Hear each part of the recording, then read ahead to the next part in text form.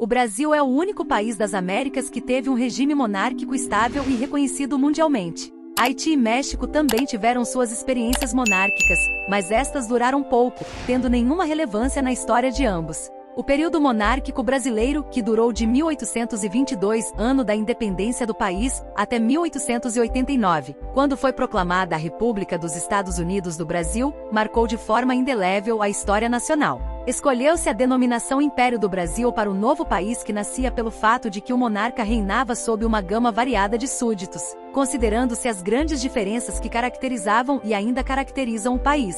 Assim, o imperador tinha súditos brancos de origem europeia, índios nativos estabelecidos nos confins da selva amazônica, africanos e descendentes de africanos livres ou escravos, imigrantes alemães recém-chegados ao país, e assim por diante. Este período de 1822 a 1889 pode ser dividido em três menores, sendo que o primeiro foi o reinado de Dom Pedro I, o primeiro imperador responsável pela independência brasileira, bem como pela primeira Constituição, outorgada pelo mesmo em 1823.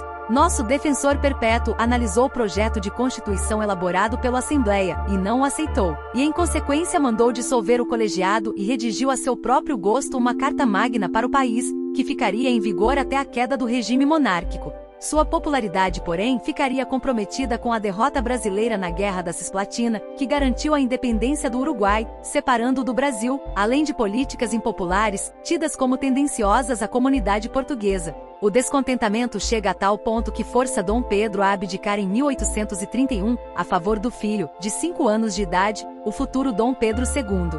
Dom Pedro seguiria para a Europa, onde se tornaria Dom Pedro IV de Portugal. Como o futuro imperador era jovem demais, institui-se o regime da regência, até que o imperador possa assumir. Este é a segunda divisão do período monárquico, que vai de 1831 a 1840. Sem a figura central do imperador, este período caracterizou-se por inúmeras revoltas regionais, cabanagem, balaiada, sabinada, farrapos, etc., o que de certo modo contribuiu para a estruturação das forças armadas, além de um debate entre a centralização do poder e o grau de autonomia das províncias, nome que era dado aos atuais estados. A regência teve vários períodos, sendo Regência Trina, Regência Trina Provisória, 1831, composta por Francisco de Lima e Silva, Nicolau Pereira de Campos Vergueiro e José Joaquim Carneiro de Campos, Marquês de Caravelas. Estava prevista na Constituição sua instalação em caso de abdicação do imperador. Regência Trina Permanente, de 1831 a 1835, composta por Francisco de Lima e Silva, José da Costa Carvalho, Marquês de Monte Alegre e João Braulio Muniz. Regência Una de Diogo Antônio Feijó, de 1835 a 1837.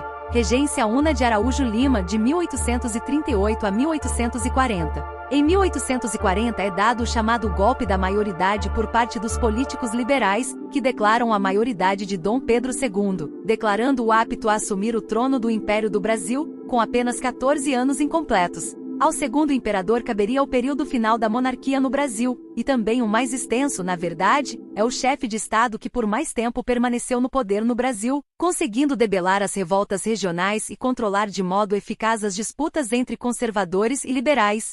Monarca popular entre o povo, seu reinado seria interrompido pelo golpe republicano apenas 2 anos antes de sua morte e transferência do poder ao seu sucessor. O caso é que a monarquia foi se desgastando de modo bastante lento, com episódios como a Guerra do Paraguai, onde o monarca perdeu apoio entre aqueles que lutaram no conflito, além da questão religiosa, da questão militar e, por fim, a decisão de abolir a escravidão, problema que assolou todo o período monárquico e que, com o seu desfecho, levou ao fim também a monarquia, pois o último grupo disposto a apoiar o regime, o dos ricos cafeicultores, beneficiários da mão de obra escrava, abandonaram o governo à sua própria sorte, que teve um fim anêmico a 15 de novembro de 1889.